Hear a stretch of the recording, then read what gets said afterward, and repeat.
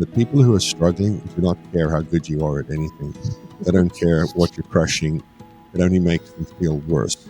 What they care about is people who are willing to say, I know what we're supposed to do, and I'm trying, and maybe we're not great at it, but we're committed to trying every day. That message resonates more with moms and dads.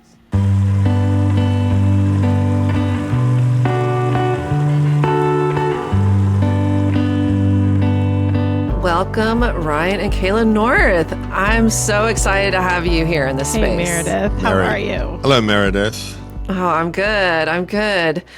Okay, so I would love to ask you kind of an opening question. And on our previous episodes, we've been asking what's your favorite, your superpower that you could have if you could just appear one day.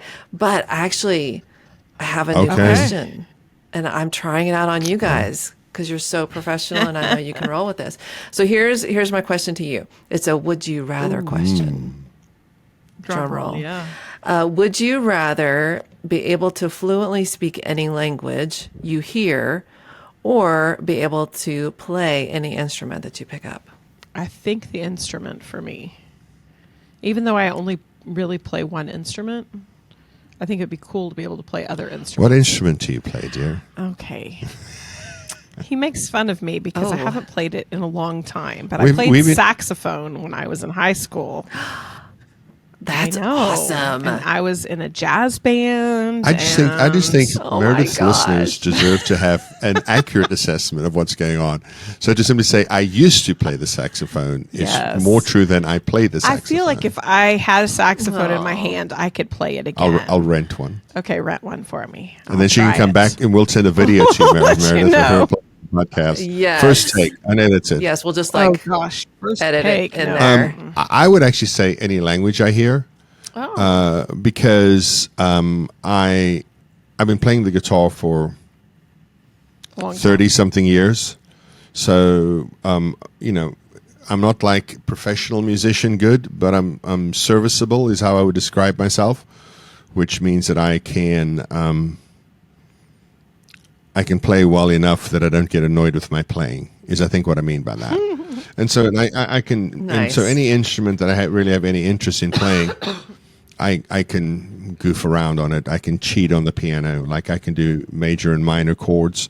And so the cheat on the piano is you just play the chord with your right hand and then the root bass note with your left, and it just sounds really full and booming. So I can cheat my way that way. Nice. But languages, like I'd love to just go to France and be able to speak French to people right Seriously. away. I mean, I just love to go to France, but Yeah. everybody on the who raise your hand if you've been to France. Yeah. Does it count the airport? Keep your hand up if you took your spouse. You know what? Your listeners probably don't need us to have marital therapy about her trip I don't know. Sometimes that can be in the summer of 2024. Yes, I went with our two oldest daughters. We went to London and to France, and our girls lovely. are great at picking up languages, and so it was actually really good because they both had a little bit of they practiced a little French before we went. 19 and 16 at the time of the trip. Yeah, 19 and 16. And when you go, well, actually 15 because she hadn't had her birthday yet when we were there. Oh, that's right. Yeah. And when you go to France, they really appreciate if you speak French to them. And I really feel dumb trying to speak other languages. But our girls didn't care. And so it was like we went to this ice cream shop and we were ordering ice cream. So before we got up there, they're like getting Google Translate out and they're like figuring out how to say, I want, ice cream and the flavor that they wanted in French. And so our 15 at the time, she says, I'll order for us, Mom. And I was like, okay, great. So she orders. Well, he asks her a question. And I guess because her accent was so good, like she was so good at speaking French, he thought she was fluent in French. So he responds to her in French very quickly. And she just looks at him with like deer in headlights. Like, I don't know what you just said. And so she thinks that he asked her how many scoops she wants. So she responds with, she wants one scoop. but he actually asked her if she wanted it in a cup or a cone. So then he holds up and he goes, cup or cone in perfect English.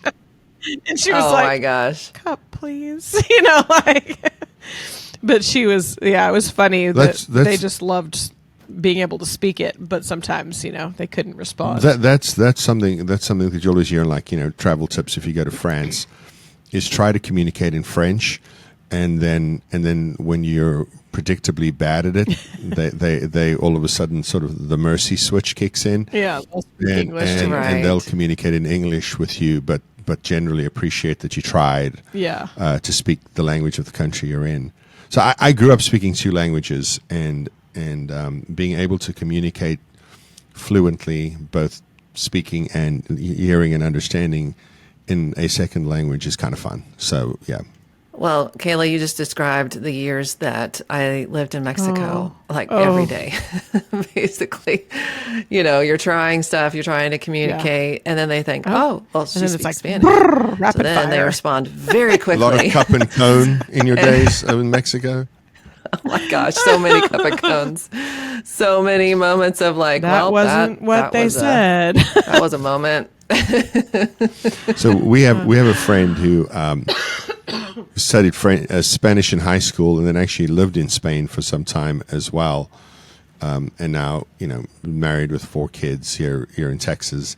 But she speaks Spanish like somebody in Mexico, with the speed of somebody who it's their native tongue. And so I'm always dazzled at it. And she told me that she said, I don't think I'm very good at Spanish. And I'm like, well, I think everybody who hears you communicate in Spanish so quickly disagrees. But she told me recently, her son and one of her sons are similar in age, and they play on the same soccer team. And so sitting next to her on the stands a few weeks ago, and she said, I'm just trying to, chill out more and enjoy life, and not be as intense as I typically am. So I'm watching this show on Amazon. It's called Bosch. It's like a detective show. And she said, but what I'm watching it but I'm watching it in Spanish. And she said, so with the English subtitles on. Yeah. So she said, you have to appreciate how hard it is to try to listen, and so the subtitles are just her cheats if she needs to translate from Spanish into English while trying to track the plot of the show. And I'm like, That's what you do to relax?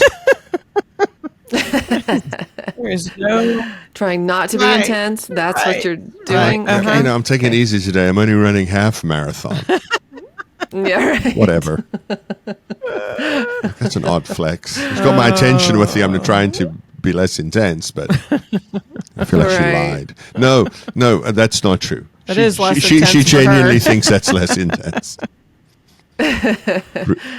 Oh my goodness. God makes us all in such unique ways. He sure does. I would say my would you rather is definitely the language, because of all the things we've just discussed. I would love, and I know you guys travel and speak some, and I do as well. And man, it would just be incredible to be able to just like present content and connect with locals just in their, heart language. And so that is for sure what I would love. I will also say that some of my experiences connecting with whoever's translating for me at the time is also really special, because they, these folks, are from there, and they are such the connection for me and for James Trail or whatever ministry I'm with at the time, to the folks that we're communicating to. And so, yeah, pros and cons, I guess. So many years ago, we were in the early planning stages of doing live training in Guatemala. And Tony Steer, I don't know if you know Tony from Houston's First Baptist Church, the CAFO host church for 2025. She runs the ministry Legacy 68.5. And so she lived in Guatemala for many years. And so I said, well, how are we going to do the translation thing? She said, well, I can translate. She speaks fluent, rapid-fire Spanish. And so I said, okay, well, let's see what that's like. So they just handed me a book, and I read the book, and she was literally just I counted to 3 and then just started repeating everything I said in Spanish. And it was many things. One, it was really impressive, but 2, it was really distracting for me. And I think part of the problem was that I was just so impressed by what she was doing that even though I don't speak, outside of functional, where's the bathroom, what time it is type of stuff that everybody knows, I was so impressed by it that it was distracting to me. Speaking of translators, I actually thought about this when you were talking a second ago. Our now 16-year-old daughter, the one who was communicating in French with the ice cream, she's enrolled in American Sign Language course for a myriad of reasons. One, because of our special needs daughter, and she's now actually teaching her things in sign language, and had a big moment yesterday when she asked her if she wanted something to eat, and she responded in the affirmative in the same way as if she had asked her with words. So it was a big moment at the house yesterday. Cool. But Brooklyn and I were talking about how I would like one day in the future, when she is more confident, to have her be the sign interpreter when I'm speaking somewhere. That would be special to me, having my daughter sign my words so that people who can't hear them can hear them, right? And so that's one thing we're working on at the house here. Is that one day little Brookie's gonna sign for us. She's caught on to it really well. She's in her second year of sign language, and she's caught on, and she signs all the time. She's just constantly practicing, and she's been doing Christmas carols lately, which is hilarious. She starts signing it, and I always tell her, I'm like, you have to say it for me so that I know what you're saying, and I can watch you sign it, but you have to say it so that way I can pick up on what the words are. So, well, translating for you, speaking of distracting, your daughter standing there translating for you, like I would be weeping. Yeah, I would be real. like, that's so beautiful, honey. I'm so proud of you. For sure. And she's like, just talk. Say words. I don't need to sign your tears. Just say words. But I'm having a mom moment. Just give me this moment. Yeah. So Sure. I spoke at a conference. Oh, you were in Kansas City at Conference. Yes, we see each other lots of places, and my default is that we see each other, and then I go, "Did we see each other?" So yeah, that's fine. You can. So one of the things. Oh yeah, we had that lovely Italian dinner. We did in Kansas City. That was a great restaurant. That was at I think. Yeah. Yeah. So anyhow, so I was clipping something from when I was on the main stage over there the other day, and part of that. One of the things they did is they had a camera from backstage towards the audience, but it was a diagonal shot. So there's some of it where you're looking at the side of my head, but the angle is where the sign interpreter was. And so watching that and then picking Brooklyn up from ASL the other day, it's kind of what got me on that. Well, we should do that together, cool. Yeah. And to watch somebody's hand, because I'm not a slow talker. Right, and to watch somebody listen, and then their hands move so fast, in keeping with what I'm saying, as Sean Connery said in one of his Bond movies, well, that's a neat trick. It's really impressive. Oh, so very cool. Well, I would love for our listeners to hear some about your ministry origins and where your family ties into that.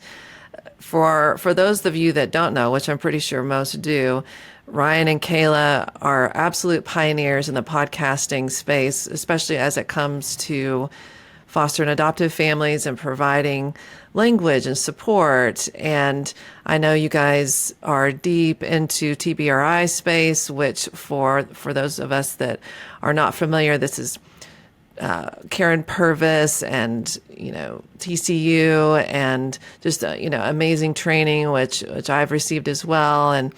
And so I would just love for you to, give us, I don't know, a few sentences about where all of that started.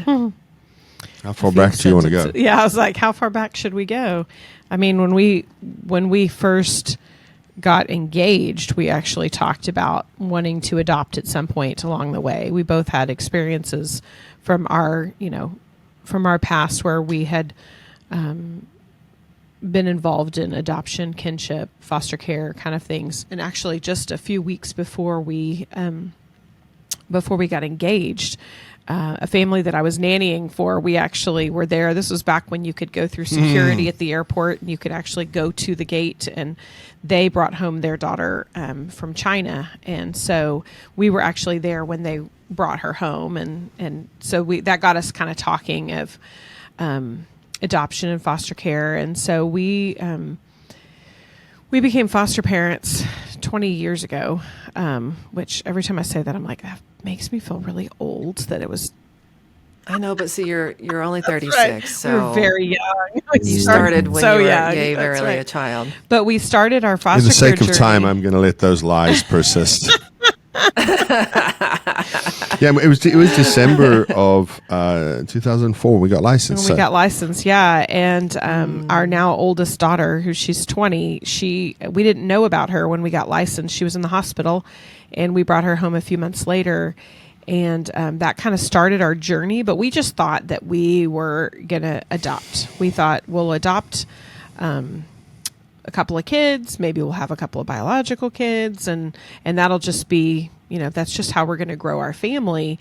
But what we realized in the licensing process, and then we fostered our oldest daughter for over 3 years before we ended up adopting her. And when we brought her into our family, we didn't just bring her into our family, we brought her biological family into our family. So we now have an open adoption with her birth mom, and she has a little sister that birth mom's parenting. And we have, we've met lots of extended family. Ryan took her to a family reunion this last summer where she got to meet all the cousins and uncles and aunts that she hadn't met before and stuff. My cousin from California. Wow. Yeah, a lot of it was people huge there. family reunion. And so, Wow. so we thought we were just going to grow our family through adoption, but what it turned into was really this opening of our eyes to a world that we didn't even know existed. And so in the process, we fostered and adopted our oldest two kids, and then we had a biological daughter. And then we fostered for a few more years. And then I was pregnant with our second biological daughter when we brought home our last two kids. So we have 6 kids total, 4 that we've adopted through the foster care system. But we had about 30 kids through our home, and different various interactions with their biological family, meeting some family, understanding. And our eyes were opened to this world. But also we realized what we didn't know about how to parent and how to understand trauma.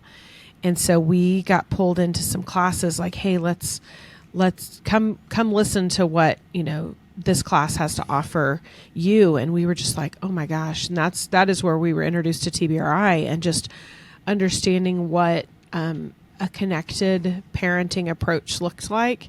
And then once we started implementing it in our own family, we realized like, we have to share this with other people. Like other people need to understand these principles and need to know.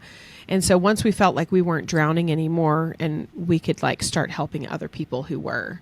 And so that was probably, we spoke at our first conference about 12 years ago. And what conference it was that? the Tapestry Conference, which was in the Dallas-Fort Worth Okay. area. So it's no longer happening, Yeah. but we spoke at that conference about 12 years ago. And It I was great. remember it because our youngest daughter was a baby. So we actually had somebody holding her in the back of the room because she was only like 6 weeks old or something at the Yeah, time. because October, yeah. Wow. Yeah. So, Wow.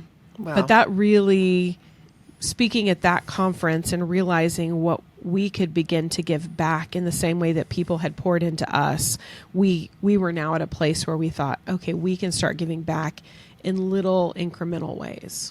Well, one of the best pieces of advice that was given to us during that period was if you wait to pour into other people when you're in a great place, you're never going to invest in other people. And he said to me, look, I have sort of the not the 80-20 Pareto principle, but he was like for 55-45. He said when you're 55%, you feel like your family's like 55% functioning well, you're at a place where you can pour into other people. And that's great advice. On the face of it, it sounds like horrible advice. You know what I mean? Like Yeah. how are you helping somebody walk? Your leg's broken. Well, no, presumably you're at a place where you figured out how to use your crutches, right? And so, because if you do wait until you're in a great place, the reality is you're not going to help. because I couldn't agree more. I mean, that's exactly what James Trail is about. It's like, I'm on the trail. Like, I see you on the trail. Let's just walk this trail together. Yeah.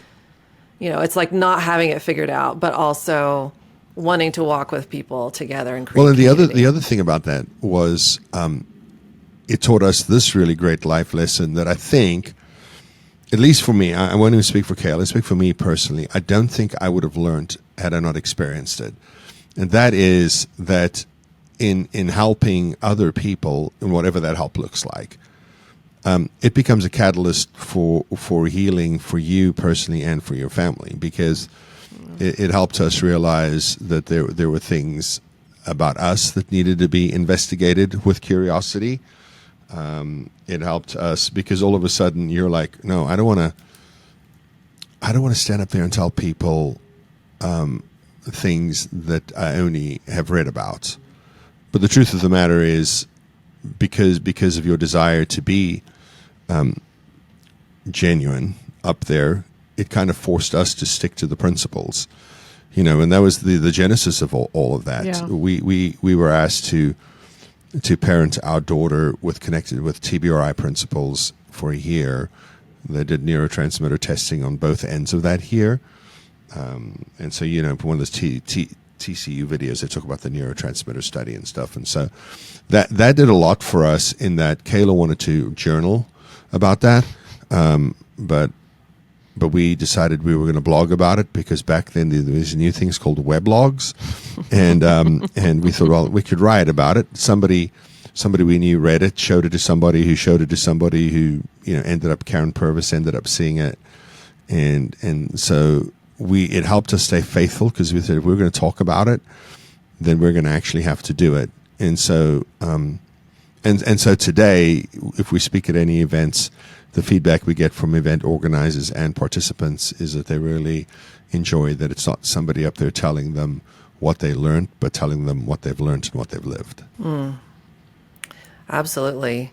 And so there was a critical, I don't know if it was a moment or like a year or a season, where you were realizing that maybe you were at 55%-ish, and you were feeling God calling you to step into some spaces where you would be, video logging, it would become podcasting, whatever, and speaking and that kind of thing. And so what would you say to our listeners who are also thinking about like really wanting to give back, or maybe prior to adopting and fostering, they were really involved with their church or a ministry or a local nonprofit, and now they feel like they're drowning and they can't do that? Like, what are some easy ways that, anyone can kind of start to tiptoe into that ministry space, even when we feel a little afraid to do so? So I heard two questions in there. Yeah. And so if it's okay, I'd like to answer one of them. And that is for people who have educated themselves, equipped themselves, and tried their best while failing. I think that's part of why the podcast found an audience originally, because we never just talks about what you should do. We talked about what we know we're supposed to do, and how we're not great at it, but how we're still trying. And I think that resonated with people. And so I would say, how if somebody, when you swear an oath in court, you swear to tell the truth, the whole truth, and nothing but the truth. I think if you have something to say or something to contribute, whether that be on a stage, a podcast, written form, whatever, or just investing in other people in other more support-centric ways, I think if you have that capacity and you don't exercise it, I feel like you're the person who hid the talent under the rock. You know what I mean? Like what I know about the 5, the 3, and the 1 is I don't know anything about the mental, emotional, spiritual health of the people who were given those things. I do know that 1 said, I'm going to take what I was given and I'm going to multiply it. And so did the second person. And then the third person said, just to be safe, I'm not going to do anything. And I know that you might say, well, obviously for you to say that's a mistake is pretty easy. You just kind of summarize the parable, but I really truly believe that. I think that if you have something to say, and it will be of value to others, I think that you are morally obligated to say it. So just do it. Like you don't need to write a book to get your message out. Just turn your camera into selfie mode, hit record, and post it on your socials.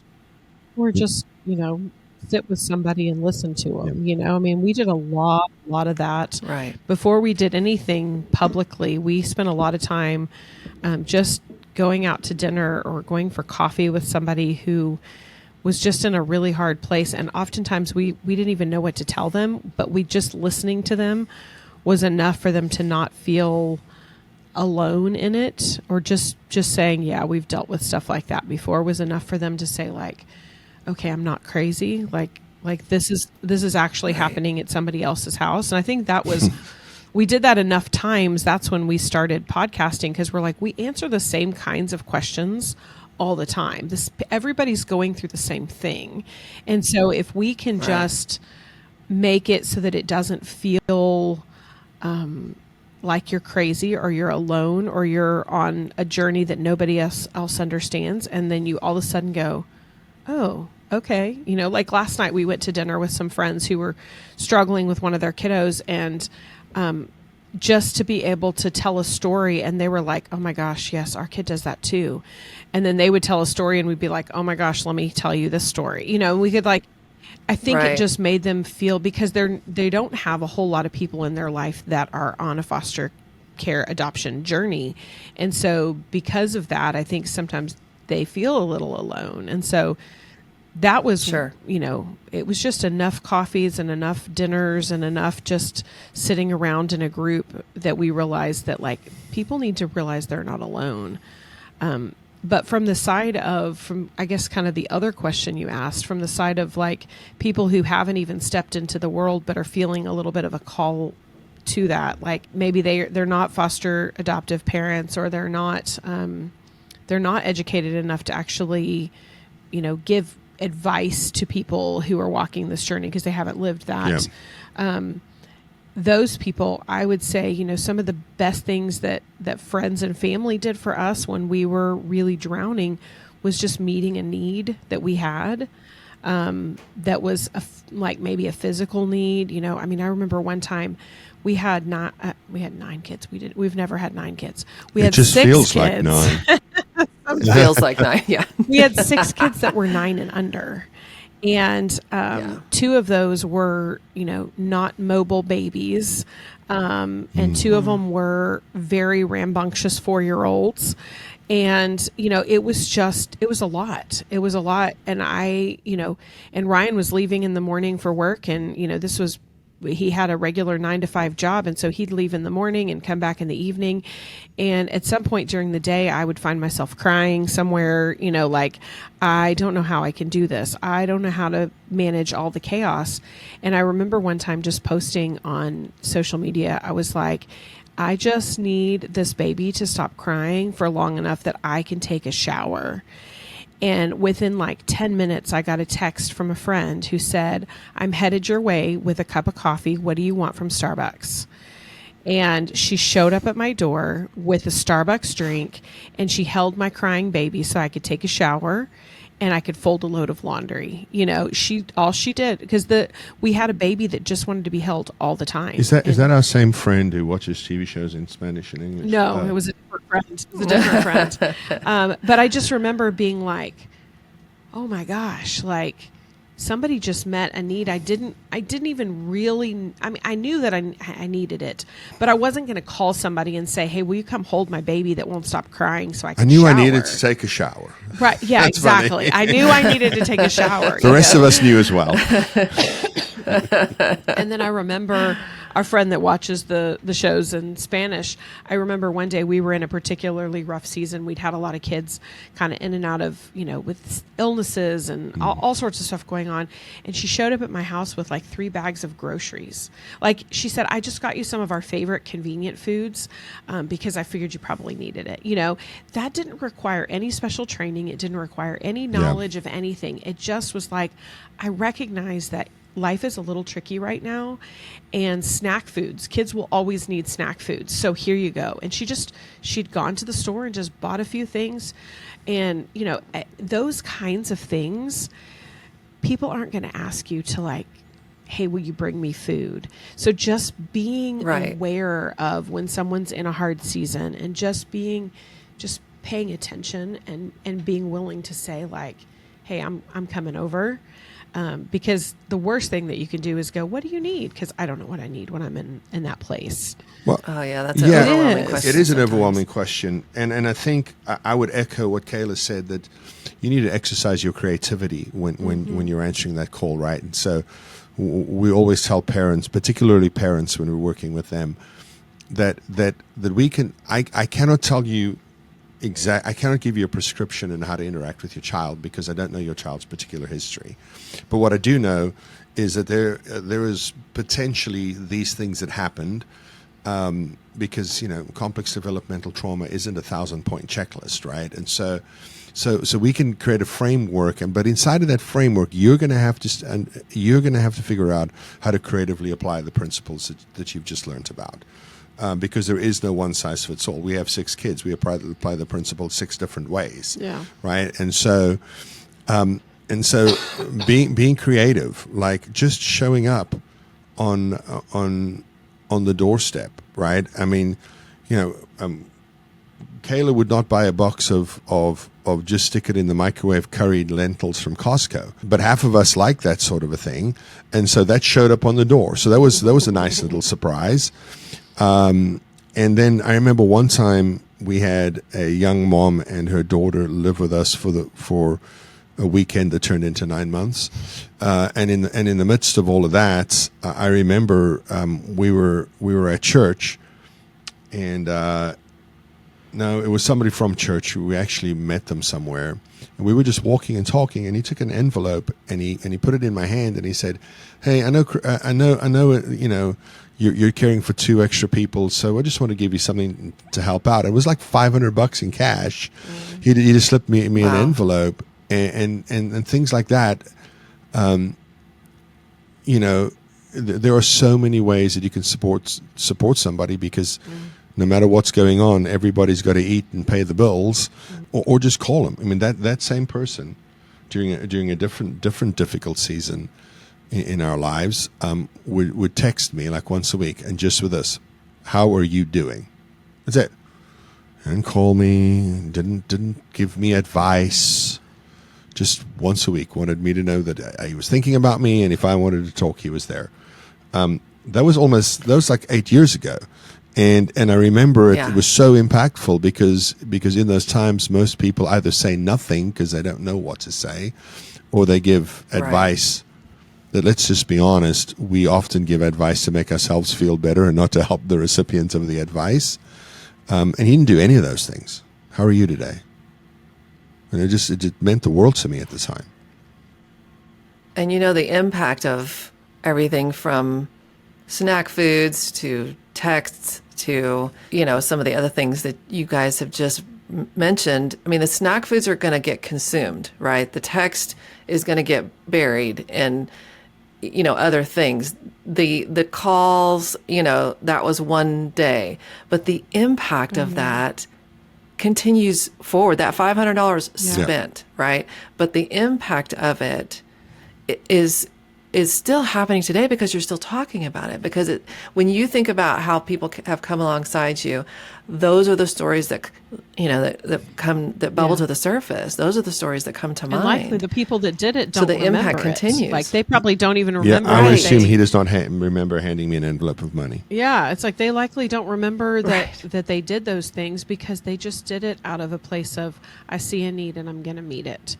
And then they moved on. Like they weren't looking for recognition. They weren't looking for a pat on the back. But for us, it was like a lifeline. Well, it was like, oh my gosh. Oh, you absolutely. Just, It was threw huge. me a raft out. I was drowning in the middle of the sea and you just like threw me a little raft and said, hey, I'll hold you up for a little bit. Well, I mean, I have a story that really kind of validates that point. But it was probably about 8 or 9 years ago, maybe even longer ago than that. Probably about 10 plus years ago. I walk into our house at the time, and there's a pile of our laundry on the kitchen table, and the first person I can see is somebody not named Kayla folding our laundry. And I walk in, and Kayla's sitting at the other end of the table. Her hair's wet, and she's drinking something hot, tea or coffee. And so she's clearly just gotten out of the shower a few minutes before that. And they're just sitting talking while this woman's folding our laundry. And I remember thinking at the time, like, is it weird that some woman, not my wife, is folding my underwear?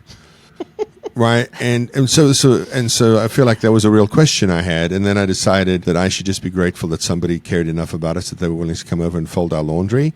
Because we had littles with trauma and all the things, right? And so years later, I tell that story about her to somebody else in her presence. And she tells me I have no recollection of doing that. About a decade later, I told that story, and she was in the room, and she told me I have no recollection of that ever happening. So, to your point, it didn't mean anything to her. She just folded laundry one day, but to us, it meant that somebody cared enough about us, and wanted to support us in ways. And so, I guess the point I think we're all trying to make is that no help is too small. Yeah. Right? You can't go, well, that won't make a Absolutely. difference. That's a lie from the devil. That could make a difference. Absolutely. Yes, and as people of faith, we can absolutely see that as someone following the leadership of the Holy Spirit, and literally God's hand is entering into your situation, your world through this person. And I know there's probably people that would say, well, I don't have what it takes to start a podcast, so I don't know what to do. I can't do all the things that Ryan and Kayla do. Like I don't have those resources. I don't have those contacts. And the point here is that you don't have to start a podcast to have impact in people's lives. Put together a pot of spaghetti and show up on a Tuesday, and they will never forget it. And this is not just for foster and adoptive families. This is for so many families that are facing major mental health challenges in their homes. Part of why I love your podcast, I love all the things that you guys are doing when you speak, and just the ways that you impact your community and the broader community of foster and adoptive families, is by saying, look, none of us have it together. And the more that we acknowledge that in front of each other, then it just kicks the enemy in the teeth and says, actually, you're going to need to step back, and we're going to let God step forward in all these ways of how we come alongside each other and love each other in small ways and in big ways. So if I can borrow the James theme here, James talks about how God opposes the proud, but he gives grace to the humble. Recognizing that you need help, and that's one issue, right? If you do pure attachment research, understanding that you need help and allowing Sure. people to help you are two different things. But understanding you need help, asking for help, letting people help you, receiving the help when they offer it, those things all require some level of humility, to be able to say, I don't have it together. And I learned that lesson really early on. They said, well, maybe you don't have the contacts or whatever. Like, we didn't have the contacts early on either, right? And so I remember the first parenting class we ever taught, I thought. Now Kayla is by trade a classroom teacher. So I was pretty confident in her ability to stand up there and communicate the information. I had some doubts because I am not. And so the way I tried to mitigate those doubts was every time I opened my mouth was to tell some version of the story and how we were crushing it. Because if they could just hear how good we were at this, they'd listen to us. But as you might imagine, I ran out of stories pretty quickly about how we were crushing it. And I'll never forget, his name's Rob. I still have contact with him today, all these years later. He was sitting at the back of the room, and your listeners may not be able to tell from what they're seeing here, but I'm 6'5". I'm a big dude. He's a bigger man than I am, both in height and at the shoulders. Like I look small standing next to this guy. And he's sitting at the back of the room, and he has his phone in his hand. And he is not looking at me, just doing whatever he's doing, reading emails, whatever, right? Not paying attention. He's not paying attention. And so now it's me and Rob. There's nobody else in the room, and every word that's coming out of my mouth is to make sure Rob starts paying attention. But like I said, I ran out of good stories, and so I'm like, you know what? I'm just going to be honest about what's going on. And I shared something about something we knew we should have done. We tried, failed, but we kept trying. And then I noticed something. Rob put his phone down, and he didn't pick it up for the next 9 weeks. And that's when I learned the people who are struggling do not care how good you are at anything. They don't care what you're crushing. It only makes them feel worse. What they care about is people who are willing to say, look, I know what we're supposed to do, and I'm trying, and maybe we're not great at it, but we're committed to trying every day. That message resonates more with moms and dads than explaining the correct way to do choices and compromises and reasons. It does, Right? Yeah. And I think that's part of what we thankfully figured out early on in all of this was to kind of case the message in, because we can stand up there and use big neuroscience-y words and all those kinds of things, and at the end of the day, nobody cares as much about how well anybody can explain how your brain processes information, as opposed to, unless that's cased in, once I understood this, it made me better at trying. Right. Right. And so, because at the end of the day, and that would be my advice to anybody who's listening who wants to start doing things publicly, you may impress some people early on with how smart you are, but it's not a sustainable strategy in this space. People genuinely need to know that they're not alone. And one of the ways that we communicate that is, hey, we're bad at this stuff too. On a lot of the days, you know? Yeah. Well, we're all just broken people trying to parent and love broken people, and my husband has, he's medical, a background in medicine, and my background's in, therapy and therapeutic spaces and psychology and social work, and we're people of faith. And so you could look at on the outside as, oh, look at them. They're equipped, like they're ready. And I'm here to say that, parenting is the hardest thing I wake up and do every day. Yes. I don't have it together. I don't even know what that looks like. All I know is that when we were looking at what resources are out there, we started to say, are there resources that we could be a part of providing? And that's what's been so fun about meeting folks like you guys. And so that's another kind of angle to the question that I would love to ask is, we can say, oh my goodness, you're on your 100th something podcast episode, but there was a moment where you had to step in that very first 10 episodes and you're like, what are we even doing? What was that like when you were starting something new, starting something that felt a little scary, all the equipment involved and production necessary? Like, what was that as you were also parenting in the midst of all of that? We're going to have two different answers to that. Because, I told somebody last night, do you know Kim Botto? So Kim has become a friend over the years, and recently said one of the nicest things anybody has ever said to me personally.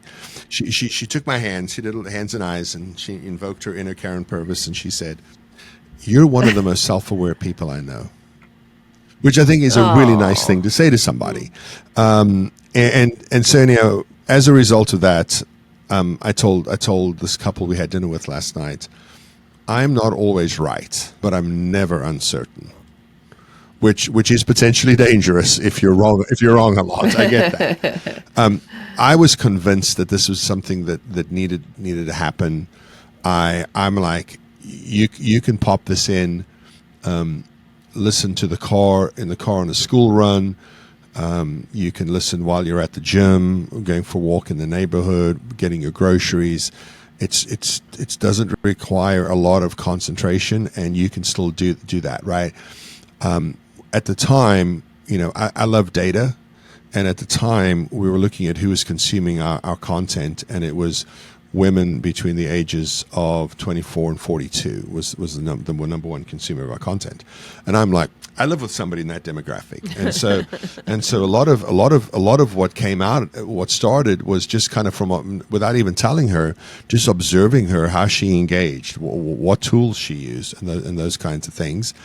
And then the actual first episode of the Empowered Parent Podcast may actually not be available. I think that episode 2 is published, and we pulled that one because it's just me talking to one of the pastors at the church I worked at the time, and we did that, and then that sat for about several months because I didn't like that, and then Chris got involved, and so the first several episodes is just me and Chris. And then we convinced Kayla to come on because it was at our dining room. She didn't have to travel very far for it. And we only had a little Zoom recorder with 2 inputs, and so it was Chris and Kayla because there was no microphone for Ryan, and then we kind of started expanding and stuff. As for the equipment, when I was in college, I goofed around a recording studio for a little bit, so I have some familiarity with how all of that stuff works. And then we got a little 4-track soundboard, and then we got Dallas involved. Who actually lives in a different state now, and thankful for remote things. We just upload stuff, and he works his magic and makes it sound like we're in soundproof rooms with very expensive microphones. And then we publish it. And so now we got a lot of equipment, some of which we're using to speak to you. But I was convinced it was what we should do, and just kind of thought. We should go for it because there's 2 pieces of great advice I received.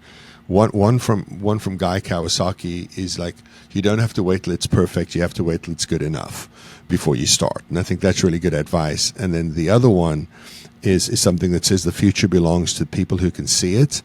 And so that influences my thinking a lot, because I think in terms of what will people care about 6 months from now? What will people care about a year from now? Like, we have video-based training that we put out 5 years ago. Before anybody sort of in our space is doing video-based training, it was all live. Well, when COVID happened and everybody shut down, we already had produced resources that people could. Now, I'm not saying we sat there and, there's going to be a global pandemic in 2020. But we really thought that we were going to move over time with just the proliferation of video on the internet, that we were going to have to start making video-based content. And now we have, large child placing agencies around the country that contract with us, and their families in their treatment level programs use that content now. And so I know that's a really long answer to your question, but just to reiterate, I didn't have any anxiety about it. I was like, we should do this. And it took years, honestly, to I felt like it was years. It likely wasn't, but to really convince Kayla and Chris that this was the thing to do, I almost felt for maybe like the first 20 or 30 episodes, they were reluctantly going along because it was easier to do this than to argue with me about it. Well, I think what I've learned about Ryan over the years is that when he, I don't think he always says, like, I think the Lord told me to do this, but he feels really confident about this is where we should go forward. And I do think it is the Lord just kind of nudging him and saying, like, this is the direction. And I tend to second guess and to doubt that when I hear those things. And so I mean, it's nice to have, your husband who says, let's do it this way, and just to kind of be like, okay, I trust you. I'm going to go along with this, even though I probably would have been like, oh, we need to have, enough episodes already recorded, and we need to have like all the right equipment, and we need to have, we had like handheld mics. We were sitting at the dining room table. We were shooing, kids that were trying to wander down the stairs. We were like shooing them back up to bed. We're having dogs walking on the wood floor. Our wood floors. Click, we clack, had like, click, clack. we could hear the like click, click, click, click in the background. It was not perfect by any means. Yeah. But because Ryan felt so strongly that this is where we needed to go, we stepped out in faith and said, okay, we're going to do it. And, 90% of the speaking engagements we've gotten has been either because of our blog or because of our podcast. Or because of Jason Johnson. Or because of Jason Johnson. We love him. We love Jason. He's like our agent. But because we were willing to step out in faith and say, okay, we're going to write this blog and we're going to keep ourselves accountable. I remember having a friend from high school who is not an adoptive or foster mom, and she messaged me on Facebook and she goes, hey, she said, I was at my daughter's counselor's office at the school and she just handed me a copy of your blog. Like she had printed out like a blog article on compromise and handed it. And so this friend from high school, and I was like, I never would have dreamed that what we were doing would have that reach. I didn't have the self-confidence to step out in that and think like what we have to say is important. But because he was like, we're going to go down this road, I was like, okay, I trust you. And God's been able to use, just the things that we say to impact lots of people, in different places. And so if we don't ever step out in those spaces, then you never know what impact you're missing out on, that you could be having because of fear and uncertainty. That goes back to what I said earlier. If God's given you something to say and you don't say it, I think that is well, obviously that's not being faithful to the task. But I think that if God has gifted you to do something, and I think that God gifted Kayla and I to communicate, and you know what I mean. And so if God did gift us with that, and we don't do it. I'm at the point where I think that is to disrespect the giver of the gift, not just the gift. And so I think that we have to engage those things like that, and talking about it's the craziest thing, the podcast, because a couple of years, 2 or 3 years ago, we go to the AT&T store. They're our cell phone provider. And our daughter is getting she's upgrading her phone. And so I go with her. And we're upgrading the phone, and the lady's kind of just sitting there and helping us. We went in the evening. We weren't busy. And this woman is probably 20 years younger than me, right? And not somebody that I would think of as our typical audience. And we're talking, and she says to me, what do you do? And I said, well, we do this, this is our company. And she goes, well, what does all mean? I said, and we have a podcast. And she goes, Power Parent Podcast. And I said, yeah. She said, the whole time you've been talking, I'm like, why do I know that dude's voice? She has nothing to do with adoption and foster care other than she's struggling with her bio kiddo, who was like, I don't know, 4 or 6 at the time. And her friend's an adoptive mom who listens, sent the link over the podcast and told her, you should just listen to these people. And some lady at a random AT&T store in the Dallas area. And then we ended up talking about parenting and her kids and all that kind of stuff. And every now and then things like that happen because you'll know as well as we do There are days when you wake up, or you get to the end of the day or the end of the week, and you wonder, did it matter at all to anybody that we're doing this? And I think that's the only sort of, currently that I could identify, the only sort of doubt opening I have about what we do is like, did it make a difference? Did it matter to anybody what we did? You know, or did I just enjoy listening to the sound of my own voice, right? And so, you know, the Lord will send random strangers in AT&T stores by. Yeah. And or you're in the grocery store and some lady comes up to you and says, "Your voice is the soundtrack of our home." You know, like I don't, like, obviously we're flattered by that and we're humbled by that, but I'm always grateful for that because the Lord knows every once in a while He's got to send some feedback to Ryan, otherwise Ryan's legs are going to get wobbly. Wow, that's so true. Well, I there's a couple more things I would love to chat with you guys about before we wrap up. And so I'm going to ask you a question that I know you've been asked before, but I'm going to put a twist on it. Exciting. So the question you've probably been asked a lot, you know, after doing this for so many years, what have you learned? What have you learned, you know, as you support families for so many years? But my twist is this. What have you learned this month? Like in the last 30 days? Okay. Yeah. About supporting. About this kind of ministry. That is a good twist, by the way. That is a good twist. I'm trying to buy us thinking time with Yeah, comments like, wow, yeah. Meredith, Wow. what a great question. So it's funny because this last month has been, it's a little slower time of year for us.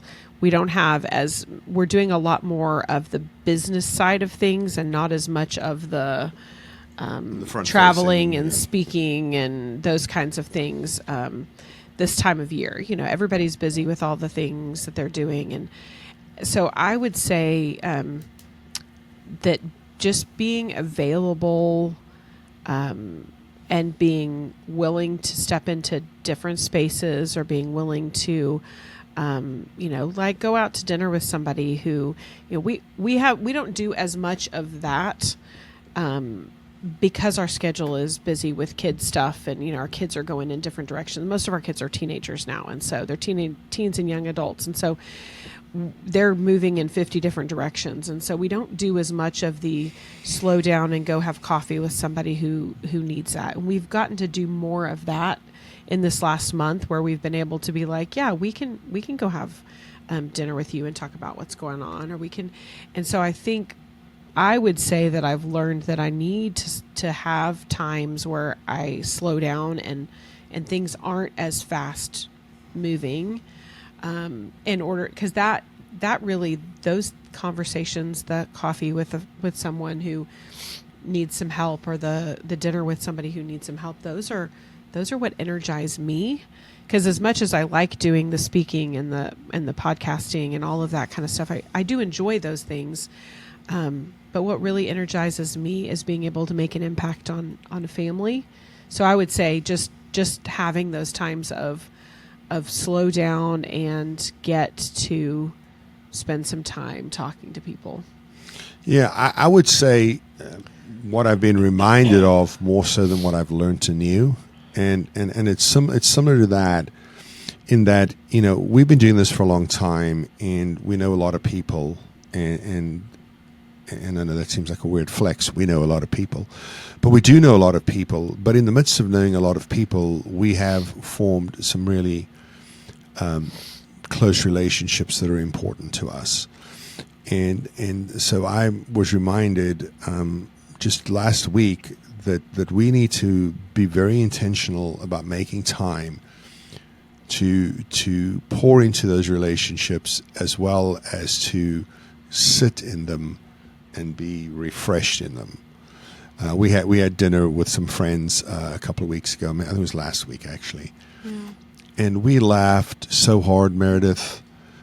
You know, that's awesome. It was like somebody who's had multiple drinks and then everything's funny. Well, it was like that, and everybody Right. was drinking water. Yeah, nobody was It was drinking, just yeah. so crazy, and so we tend to gravitate towards intense people, like all of the close friends we have. Some of those people are really intense, but they also can as hard as they go, they can also let their hair down with equal amounts of enthusiasm, and so just getting to enjoy people who are on the same journey. Their families look similar to ours, who genuinely like us because they're our friends, and not because They not need something from us. not because they need something, or because or because for a myriad of negative reasons. Like they literally don't care about anything we do other than we're their friends. And so I was reminded that we do need to spend more time in those relationships, because we do get busy, and then we're like, do you want to go have dinner? I'm tired. Could we just... Or we can have dinner, the fourth weekend in March next year, because that's when our calendar is available, 'Cause Right. sometimes we do pack things in so much. But the work will still be there tomorrow. And I think that's a great lesson to constantly be reminded of, is that very rarely does anything rise to emergent for us in our family anymore, and that's a blessing, because we're not managing crises anymore like we used to years ago. So that certainly is a blessing. So I guess what I have learned is that I can catch a breath and enjoy the ways that the Lord has been good to us, and not always be... I mean, you don't have time for this to say that what drives me to the point of, are we doing this for the families? Are we doing this because I need some sense of significance? Maybe my parents will be proud of me. I mean, all the complicated things that people who do the things that we do should wrestle with. But in the midst of all of that, understanding that I am enough, and that the Lord is sufficient, and that He's blessed us with people who truly care about us. One of my favorite people in the world, and one of the most complicated relationships I have, is with Chris Turner, who hosts the podcast. And we talk about this, how it's almost sibling-like at this point. But we have genuinely almost come to blows before. I think that most people didn't probably think that, but it is a little bit like that. However, I have zero doubt that if there's any crisis in my life, one of the first people who will show up with his sleeves rolled up, ready to help, is Chris Turner. And so, we just really want to enjoy that we've been blessed with people like that. Yeah. Well, what I love about your answers are it reflects that you are learners, that you love to learn, and you're open to it, continually, even this month, even today. And I think that's so important as we, step into hard spaces. Is what do I have to learn in this space? And so I guess one of the things I love to close out with is, you guys, well, maybe it was you guys, maybe it's more like Ryan, wrote a book. Is it technically Ryan? Is it officially Ryan? It's officially Ryan, yes. Okay. I read it I many love it. times and helped edit it. But other than that, Okay. Yeah, so- gotcha. Well, anyway, you wrote a book, which has so many great things for all of us to learn. But how did you see beauty in the process of writing your book? How did I see beauty in the process of writing the book?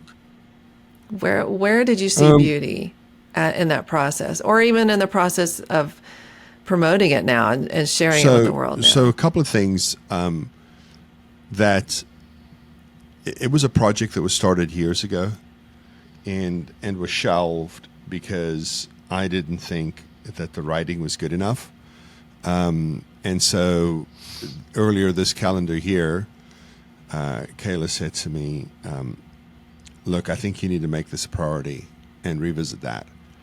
And so I went, and 28 were published. I think there's 40 of them that were written. And so I reread them, picked the 28 that I wanted to use, and then just kind of restated things the way my understanding and knowledge and my experiences have changed over the years. And by the way, the project was started about 7 years ago. Just to say that it was shelved for like 6 years would be completely accurate. And so rewriting that, and then writing the discussion. Each chapter has each day has 3 questions, and then a prayer, and finishing it. It was a very, very beautiful experience to talk about beauty, because it was such a long time. It wasn't continuously long, but it was from concept to closure 7 years. To say to Kayla, I've uploaded every single day. Would you give him a read and make some edits? The fact that she didn't suggest many edits was also pretty meaningful to me, because she's a grammar teacher, Nice. and so she didn't suggest. She's a writing teacher, and she writes herself, and so the fact that she didn't make many punctuation suggestions was meaningful to me. That was beautiful. And then she made some content suggestions. I remember one had content suggestions, but most of them didn't. And then uploading the manuscript. And then when the first one arrived in the mail, and then when people were buying them and texting me pictures of them, and all of that, because I kind of felt like I did something, and that was meaningful, because and again, there's 12 or 14,000 words in the book. It's not a big piece, but it was still big. For us, Kayla and I are collaborating on something that we're hoping will be a book one day, and I also started writing a book.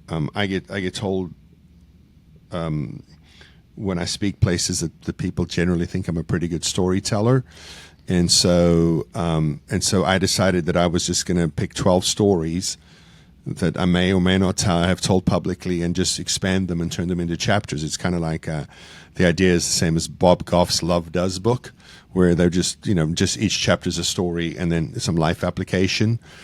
One story, my grandmother's really, really a big player in that. I cried when I wrote it. I read it to my parents. They both cried. It was about my dad's mom when I read it. So that's all the feedback I've gotten so far. And then when the devotional book came out, I got an email from Sharon Ford at Wait No More, at Focus on the Family there in Colorado Springs, and Sharon said, "Hey, I really like it." And then a combination of the email and then a conversation her and I had in person. So I'll kind of amalgamate that for the story here. She said to me, really like it. Took it to the publishing people. They liked it as well. They said they would pick up the publishing on it. And I told them, no, don't publish this book. Make him write another one. And so when she told me that, I was like, no, they can still publish it. And she said, no. She said, we just published an adoption and foster care focused book.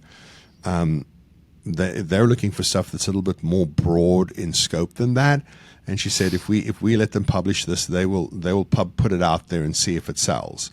But if you write another one, they'll put the marketing department behind it, and it'll have a much better chance of having a broader reach. And so, Sharon has asked me to submit to in accordance with their requirements on the book, and has committed that she'll walk it over to their publishing department and ask them to put it out. So that's my Christmas project, is to get everything done in December for them. And so hopefully 2025 will be a year where that book gets published, and hopefully that will then create some space and momentum for us to finish some of the other projects that we're working on. But at the end of the day, knowing that somebody, and then when the first Amazon review came in, that was pretty special too. To read that somebody else liked it, and then to see that the Amazon, one of the reviews was from somebody I didn't know. That was even right? more fun. Not your mom, not your. And then getting tagged in yeah. social posts with people saying that they'd bought the book and it was meaningful to them, and they taken pictures of things that like there's handwritten notes and underlining and highlighting and sharing that. To me that again, back to the guy who every now and then needs to be reminded that the things that they're doing matters to other people. I think that was probably, now that I've sort of thought out loud, the real beauty in it was coming to learn that it mattered to other people. That was beautiful for me. Wow. Well, the beauty for me today has been spending time with the two of you, and man, we have laughed, we have, come to places of depth, and you guys are just such a special part of so many people's journey. And I thank you so much for lending your hearts and your wisdom and your faith to this journey today on our podcast. And we're just so grateful to you. And I'm just glad to call you friends. It's been really fun getting to enter into that space where we see each other at conferences. We're like, hey, what's up? Yes, it's so nice. It's been nice getting to know you, and that we get to see each other in person and not just on video every once in a while. Yeah, exactly. Thanks for having us on. We love having conversations about things that matter, and that kind of and this one felt like that. So, thank you so much for asking us and for just being a really good host. Oh man, well, I have lots to learn as we speak of learners. I have lots to learn. Oh my gosh, you guys are awesome. Thank you so much, and we appreciate you. And to our listeners, we will see you on the trail.